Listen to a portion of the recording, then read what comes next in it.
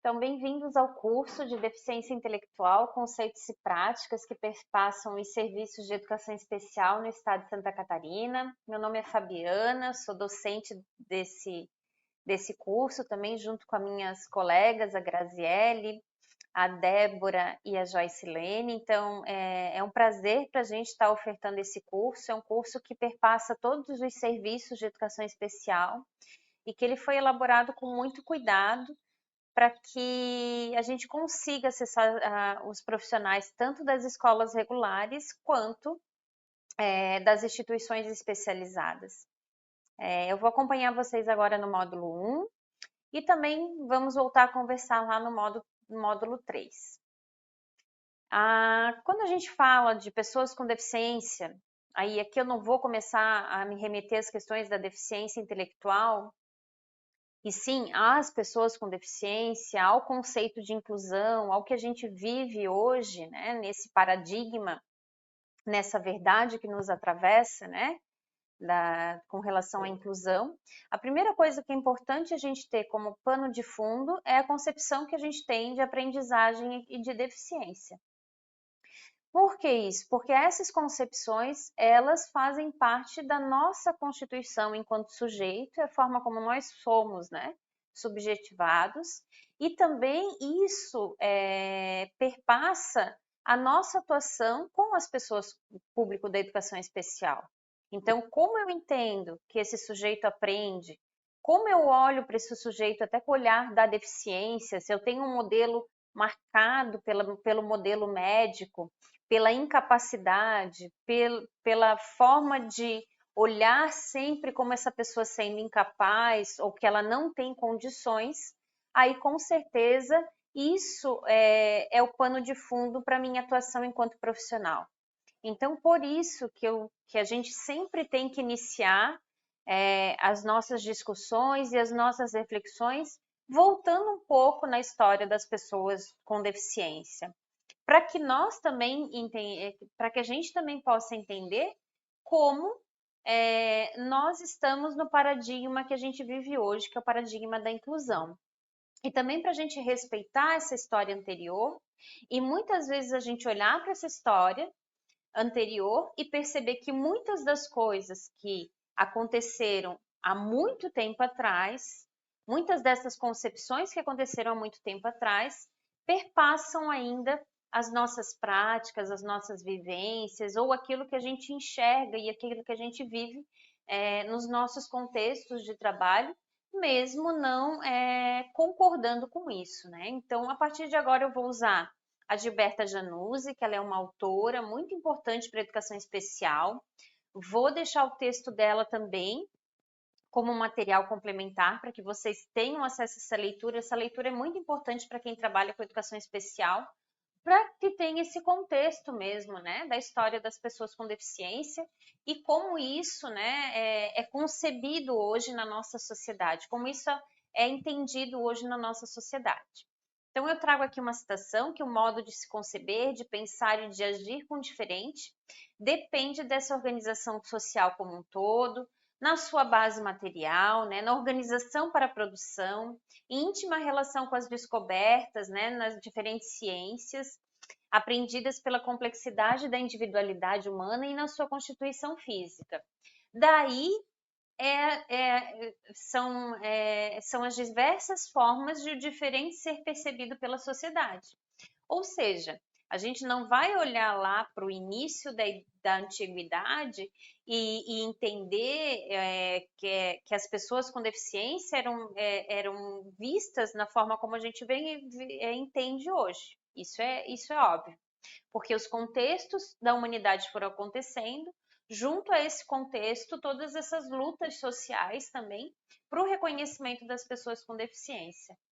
E a Januzzi, então, ela traz um quadro, que eu vou falar de uma forma muito breve, que orientam essas práticas pedagógicas voltadas à educação das pessoas com deficiência.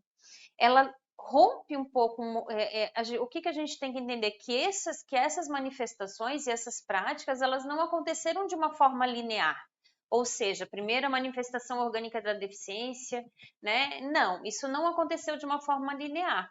Mas isso foi acontecendo à medida que a humanidade também foi evoluindo, né? E foi se constituindo dentro dessa teia, né? Dentro dessas relações de poder que são inerentes aos contextos sociais também. Então, ela vai definir que a primeira manifestação que a gente tem das práticas, ela é uma manifestação orgânica da deficiência. O que é isso, essa manifestação orgânica? Ela se divide, então, tanto na manifestação médico-pedagógica quanto psicopedagógica. Ou seja, lá na década de 1930, o que norteava essa prática pedagógica é uma manifestação orgânica da deficiência, né? É o enfoque na deficiência, no que faltava, havia um abandono das pessoas com deficiência, uma descrença das suas possibilidades de desenvolvimento, um foco só no abrigo e na alimentação. Então, às vezes a gente olhando para aquele tempo, né? Uma forte influência de um médico que foi Siegel, e também a saúde, que orientava o trabalho pedagógico e a própria formação de professores. Eu estou falando da década de 30, mas percebam o quanto isso ainda é forte dentro dos nossos contextos. Por que eu falo que isso ainda é forte dentro dos nossos contextos? Porque hoje ainda a gente tem a perspectiva de que o laudo médico é definidor do segundo professor. Vou dar esse exemplo. Quantas e quantas e quantas ligações em cursos e informações que as pessoas chegam para nós de mas ele tem deficiência intelectual, ele precisa de segundo professor, mas ele tem autismo, ele precisa de segundo professor. Ou seja, essa é uma marca da pessoa. E esses relatórios de Ministério Público, enfim, isso é uma orientação com perspectiva no modelo médico. Quando o médico passa a ocupar, quando a medicina passa a ocupar o próprio contexto da escola. Quando o médico no seu atestado diz que esse aluno precisa sair da escola, que esse aluno precisa do segundo professor, isso é uma orientação médica. Isso é uma orientação que, por mais que ela tenha sido o início dessas orientações de práticas pedagógicas, elas ainda fazem parte do nosso dia a dia. E isso está enraizado na nossa Constituição também, né? Depois, a Gilberta Januzzi, ela vai trabalhar a questão psicopedagógica, ou seja, existe uma mudança sutil da atuação da saúde, mas o que entra fortemente é a influência da psicologia. E aqui a gente vai trazer muitos elementos, né? Dos testes padronizados de QI, das classes homogêneas, né? Da questão das instituições especializadas, né? Ou mesmo das classes especiais, a gente poderia fazer essa interlocução, né? Então, é um movimento, assim, que vocês percebem que ele ainda não chegou no contexto da inclusão, né? Ele é um movimento em que entra uma forte influência da psicologia, existe um deslocamento médico e uma entrada na psicologia, na influência da psicologia na escola, né, na concepção dessas práticas pedagógicas, mas ainda muito voltado para o quê? Para os testes de coeficiência intelectual, para as classes homogêneas, ou aquele sujeito que não tem a capacidade de estar num ambiente comum, ele tem que ser, então, ele tem que ser o seu trabalho em classes especiais ou instituições especializadas, né? Aqui a gente ainda apresenta isso, né? Depois a Januse vai estar trazendo um outro enfoque, que daí é vincular a educação ao desenvolvimento econômico do país, né? Com foco na produção, isso é muito forte, né? E entra muito a questão da educação como a redentora, né? A educação como a solução para todos os problemas sociais. Então, a educação entra dentro dessa perspectiva. Lembrando, né, que então dentro dessa economia da educação, teoria do capital humano, existia um vínculo muito forte com o desenvolvimento econômico do país, né? Então, era uma educação para formar trabalhadores, né? Então, era uma escola que tinha como foco mão de obra e força de trabalho, né? Então, o foco das pessoas com deficiência nesse contexto era muito voltado para que eu qualifique ele para atividades que possam ser produtivas, né? Aqui entra muito, então, o modelo da integração ou normalização também, dentro desse contexto, né? Onde a ênfase, então, está na modificação e na normalização do deficiente. O que é essa normalização? Ele até pode estar incluído desde que ele consiga acompanhar os contextos escolares, desde que ele tenha essas condições, né? Então, não existia ainda um movimento de oferta, e sim um movimento de normalização. Eu preciso normalizar essa pessoa, eu preciso normalizar para que ela consiga ser inserida também nos espaços escolares. E a gente chega, então, ao conceito de inclusão, né? A gente sabe que esse conceito ele é um avanço ao conceito de integração, ele rompe com aquele modelo, e quando eu falo romper, eu não falo que isso aconteceu nas práticas, isso a gente não encontra ainda nas práticas, né? Mas muito fortemente relacionado aos movimentos internacionais, e quando o Brasil é signatário, então, dessas políticas internacionais, ele precisa se adequar a essa exigência, né? E aí a gente enfatiza, então, o ensino e a escola, né? E as formas e condições de aprendizagem. Aqui tem um foco muito forte nos recursos de apoio, no desafio das escolas em atender a diversidade. É importante que nós também, enquanto profissionais, a gente entenda o conceito de inclusão de uma forma muito mais ampla e não só voltada para o público de educação especial, mas sim para toda essa diversidade que existe na escola, né? E que ela é fundamental também para essa mudança nesse contexto da escola, né? Mas Januse traz um outro aspecto, que é a mediação que é a educação como mediação. Então, onde a gente tem forte influência dos ensinamentos de Vygotsky, com forte influência, né, da apropriação dos conhecimentos necessários à vida digna, os usos de tecnologias, técnicas adequadas, a gente poderia dizer que ele é um avanço, né? É como se o processo de inclusão, a partir da década de 90, tivesse um histórico da gente garantir essas pessoas a esse espaço escolar. Mas, para além disso, a gente tem que ter uma responsabilidade não só com a inserção dentro dessas pessoas na escola, e sim que ela faça parte desse contexto. E aí o que é? É sim que é o entendimento de que as pessoas com deficiência, elas não estão nesse contexto somente para socializar, e sim para aprender, e sim para se utilizar, para que tenha realmente uma transformação, né, nesse ambiente social. Tá?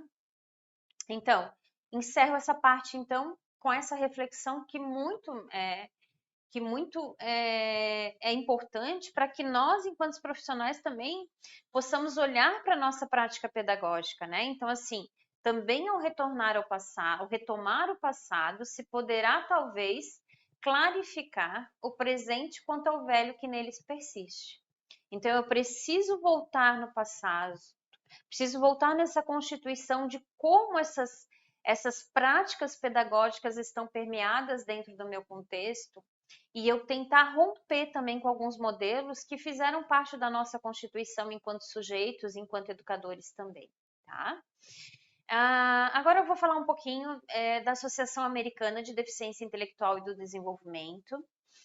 A nossa abordagem, para quem já leu as nossas diretrizes do atendimento educacional especializado, vocês vão perceber o quanto a gente marca esse entendimento na perspectiva de romper com o modelo médico. Então, isso é o nosso pano de fundo. A gente precisa romper com o modelo médico da deficiência e olhar para esses sujeitos dentro de um modelo biopsicossocial, né? E a Associação Americana, mais voltada para a deficiência intelectual, ela nos traz alguns elementos muito importantes para que, primeiro, a gente identifique essas pessoas, a gente entenda esses sujeitos dentro das suas particularidades, para além de um rótulo. Então, o objetivo do nosso curso não é o rótulo, e sim eu compreender como que funciona uma pessoa com deficiência intelectual, como que é esse funcionamento, mas o meu olhar muito mais voltado para os apoios que eu preciso estar oferecendo a esses sujeitos, né? Eu preciso oferecer os apoios. Que tipos de apoios são esses? Onde que a educação pode intervir? Onde que o atendimento educacional especializado pode intervir? Onde que o papel do segundo professor? Onde que esse serviço dentro de uma instituição especializada precisa ter esse entendimento, para que a gente não observe mais pessoas já idosas pintando desenhos infantis. Eu acho que é isso, a gente precisa olhar para isso não como uma forma de rótulo, né? Então, a Associação Americana ela foi fundada em 1876, é sediada em Washington, né? E tem como principal finalidade estudar a deficiência intelectual, né?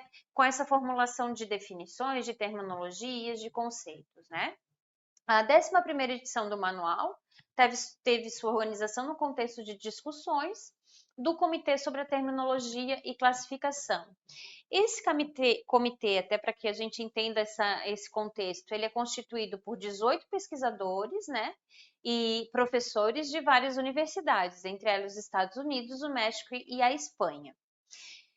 O que traz essa concepção? Uma visão multidimensional, funcional e bioecológica de deficiência.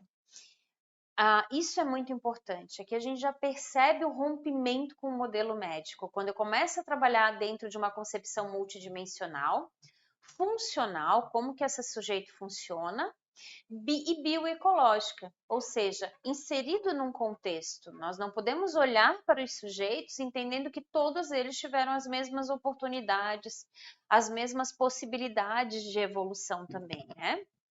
A Associação Americana também introduz uma mudança, né, que altera a terminologia. Então, hoje, utilizamos a terminologia deficiência intelectual por concordar com essa perspectiva, né? E mais do que isso que eu já falei para vocês, ela vai estar prevendo a identificação das limitações para justificar o apoio. Então, eu não vou só marcar a limitação.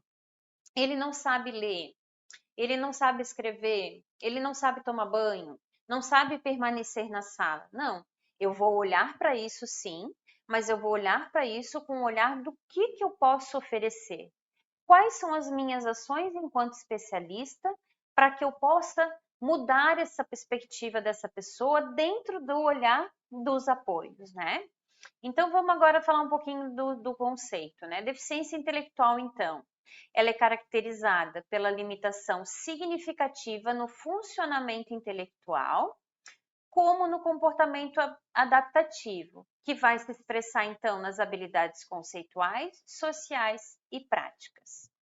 O que eu quero dizer isso? Que o sujeito que tem deficiência intelectual, ele tem uma limitação nesse funcionamento intelectual, né? Mas essa limitação no meu funcionamento intelectual, ela vai se materializar lá no meu comportamento adaptativo. O que quer dizer isso? Eu tenho um cérebro que tem uma fragilidade nas questões de memória e de atenção. Essa memória, essa fragilidade na memória e na atenção vai se manifestar no meu comportamento adaptativo, que é o quê? Eu não vou lembrar as vezes que eu preciso tomar banho, eu não vou lembrar as vezes que eu preciso escovar o dente, que eu preciso tirar o casaco quando eu tô com calor.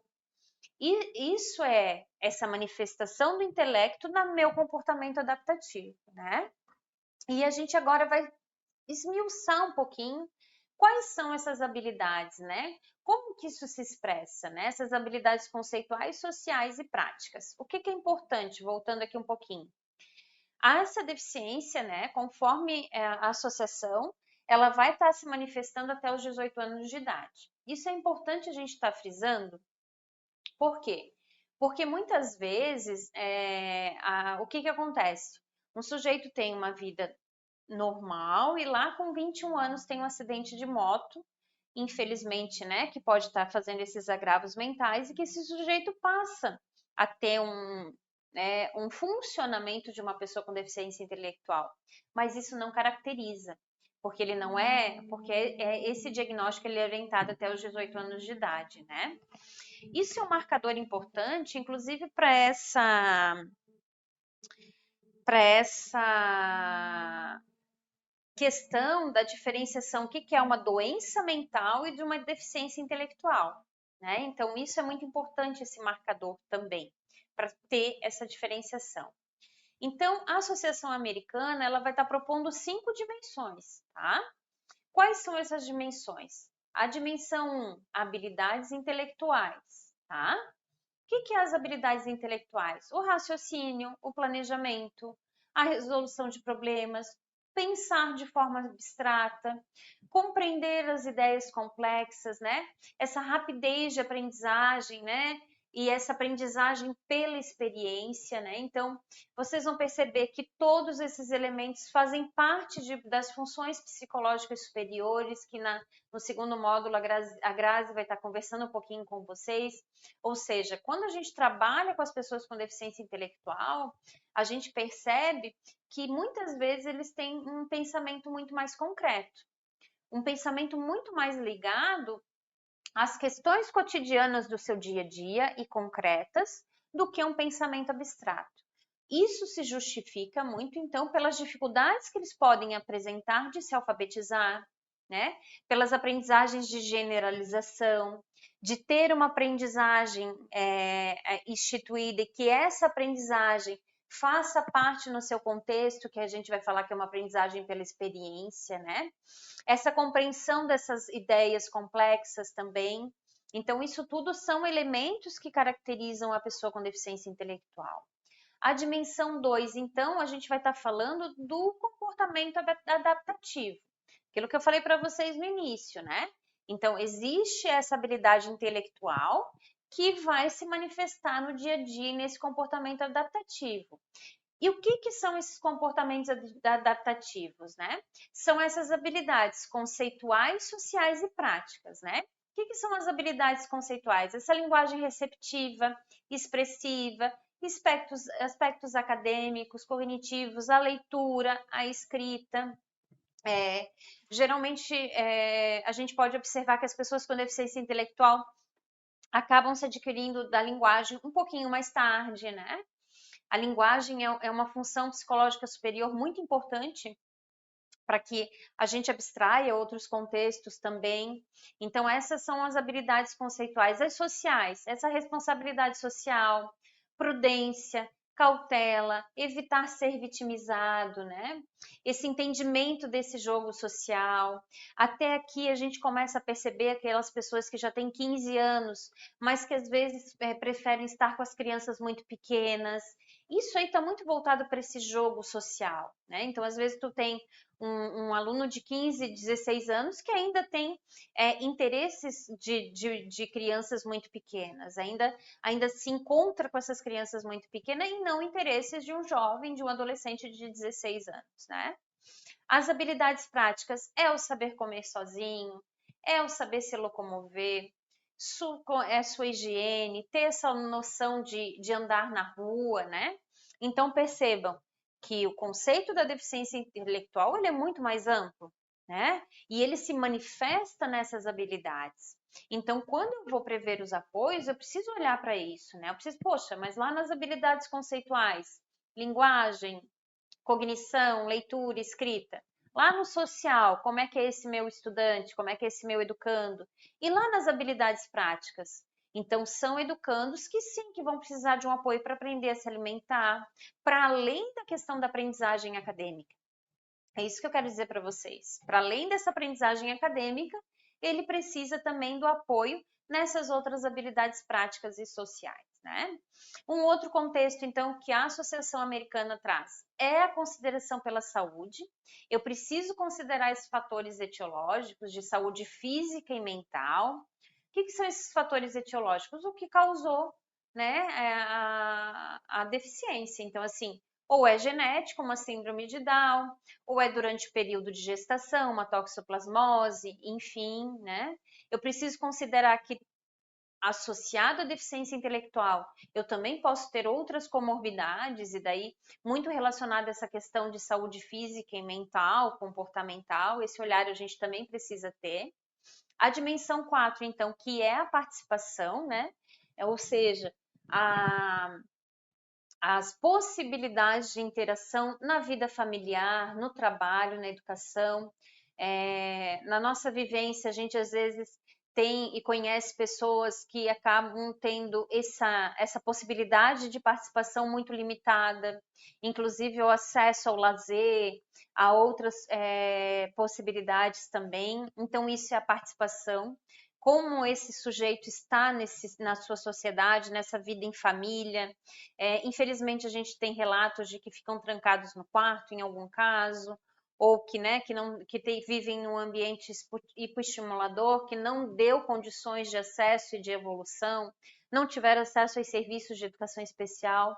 Isso tudo é visto dentro desse contexto, né? E a dimensão 5, então, é o contexto, né? Fundamental. A gente não pode olhar para as pessoas da mesma forma. Todos nós estamos inseridos num contexto, né? Numa comunidade, numa influência cultural. Então, assim, isso faz a modificação, isso modifica a forma como nós também vamos nos constituindo, né? Falando um pouquinho do funcionamento intelectual, então, é importante porque como a Associação Americana marca muito isso, o funcionamento intelectual, é importante que a gente entenda o conceito de inteligência também de uma perspectiva mais ampla, né? Considerando essas 5 dimensões. Então, a inteligência ela não está ligada somente às questões acadêmicas, como de alguma forma a gente construiu isso, né? E não, ela tem que considerar essas 5 dimensões anteriores que eu falei para vocês. E aqui eu vou falar de uma questão mais de avaliação diagnóstica. Ainda se utiliza esses testes de QI, não lá na perspectiva que eu falei para vocês, mas como uma forma de complementar esse diagnóstico, de avaliar esse funcionamento intelectual, se utilizando hoje de instrumentos adequados. Então, não existe um único instrumento que vai ser aplicado, isso eu falo da psicologia, para todos os estudantes ou educandos ou pessoas com deficiência intelectual. Não. Cada um vai ter a possibilidade de análise, né? E esse construto também da inteligência a partir dessa concepção multidimensional. Então, a gente não está falando lá daquele modelo que a Januse nos traz, em que naquele momento a psicologia teve uma influência muito forte somente com os testes de QI, de uma forma isolada, sem considerar o contexto, sem considerar a saúde, sem considerar a participação. Não, hoje a gente entende dentro de uma visão mais ampliada também, tá? E o que são as premissas, então, né, da definição? Que essas limitações, elas têm que ser, que as limitações individuais, elas são consideradas dentro desses contextos, né? Que eu preciso considerar a diversidade linguística e cultural, que sempre eu vou olhar para a limitação mais com foco nas capacidades, né? E principalmente o objetivo da oferta de apoios, né? Ali vocês vão ver que eu coloquei várias imagens, né? Eu coloquei ali crianças indígenas, coloquei ali crianças que aparentemente estão numa escola particular, bem instrumentalizada, né? E crianças que a imagem define a pobreza, né? Então, quando eu olho para esses contextos, eu nunca vou olhar com um único olhar. Por quê? Porque se eu fosse avaliar a criança da escola particular no mesma forma daquela criança ali que não teve acesso às oportunidades que as crianças da rede particular têm, com certeza elas vão ter um prejuízo. E não é isso que a gente quer. A gente vai olhar para eles inseridos nesse contexto, nessa concepção multidimensional, né? Aqui só o modelo conceitual para que vocês entendam. Então, vocês vão perceber que no primeiro quadro vocês têm as habilidades intelectuais, o comportamento adaptativo, a saúde, a participação e o contexto. Tudo que eu expliquei anteriormente para vocês. Percebam que no meio são os apoios. Qual que é o objetivo dos apoios? A gente possibilitar o melhor funcionamento humano.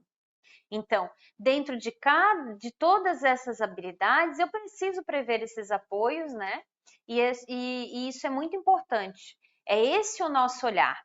Então, as pessoas que a gente faz as intervenções, elas chegam de uma forma, mas elas têm que modificar o seu funcionamento possibilitando a maior qualidade de vida e a autonomia e independência, né?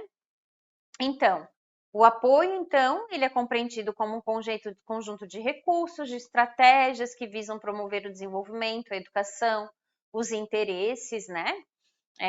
E daí aqui eu queria mostrar um pouco para vocês, porque é importante ter esse conhecimento, não como uma forma de gravar esse apoio intermitente, limitado, enfim, mas como uma forma de olhar para os apoios e fazer essa relação com as pessoas com deficiência intelectual e também com os serviços que a gente pode estar oferecendo, que a gente vai trabalhar um pouquinho no módulo 3, né? Então, o apoio intermitente, ele é um apoio que ele é demandado em algum momento, né? Em alguma circunstância, vamos dizer assim, né?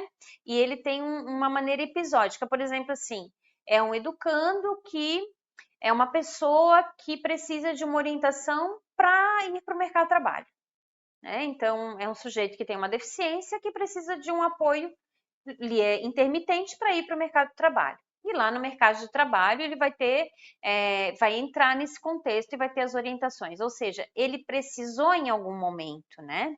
Isso acontece muito nas passagens também das fases, né? Por exemplo, da educação infantil para o ensino fundamental, do 5º ano para o 9º ano, do ensino médio, né? Nessa questão da adolescência, puberdade. Não é o sujeito que vai precisar a vida toda de um segundo professor, mas em alguns momentos ele vai precisar de um apoio mais de perto, vamos dizer assim, né? O apoio limitado, então, ele é requerido por um tempo limitado. Vou voltar no exemplo, então, da pessoa do mercado de trabalho. Esse sujeito do limitado, ele vai precisar de uma temporalidade maior. O que é o exemplo anterior? A pessoa veio, procurou um serviço só para que seja encaminhado. Esse sujeito do apoio limitado, ele vai precisar de mais um tempo, de uma temporalidade, ou seja, ele precisa de 6 meses, né, para cumprir uma meta, para solucionar um problema, como está ali. Eu preciso de 6 meses aprender alguns conceitos para que eu consiga permanecer no mercado de trabalho. Ou seja, ele tem um tempo limitado. Ele tem um início, uma meta a ser atingida, um objetivo a ser atingido e depois a finalização desse apoio. Por isso que eu falo para vocês, e é muito importante a questão do apoio, porque entende-se muitas vezes de que aquele estudante da escola vai precisar do segundo professor a vida inteira. E não é isso que a gente quer.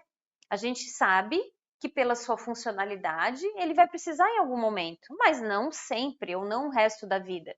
Porque qual que é o nosso maior objetivo? De que ele tenha autonomia, de que ele seja autônomo, né? O apoio contínuo, ele já tem mais regularidade, né? Então, ele já vai se aplicar a mais ambientes, né? A escola, ao trabalho, ao lar. Não tem uma limitação de tempo, né? Não tem essa limitação. Então, muitas vezes a gente pode fazer o paralelo com o atendimento educacional especializado. Então, ele é um apoio contínuo. O estudante, quando está na escola, precisa continuamente desse apoio, não tem um tempo limitado, né? São pessoas que, em função da sua funcionalidade, vão precisar mais tempo. E o pervasivo, gente, é aquele apoio constante, né? Em todos os ambientes e área, né? Incluindo as medidas até de manutenção da própria vida. Então, são aquelas pessoas que exigem a presença de um outro, de um familiar ou de um especialista o tempo todo, que não tem essas noções, né? Que exigem um cuidado contínuo, pervasivo, intensivo, né? E de alta intensidade. E esse apoio também, ele não acontece só no contexto, ou seja, Ele vai precisar na escola, ele vai precisar na instituição especializada, ele vai precisar na saúde, ele vai precisar na família. É o que a gente fala das deficiências mais graves e severas, né? Se a gente fosse fazer esse paralelo também, tá? E por fim, então, o que é muito importante, né? A gente estar sinalizando aqui que esse sistema conceitual da Associação Americana se aproxima aos preceitos vygotskynianos, né? Visto que ele vai estar enfatizando a prática social e vai considerar a deficiência intelectual complexa. Isso quer dizer que a deficiência não se representa um atributo da pessoa, mas um estado particular de funcionamento, né? E é sobre esse pano de fundo que a gente quer continuar nessa formação. Ele é um estado de funcionamento particular. E, portanto, para ele funcionar bem, ele vai depender das condições ofertadas a ele, né?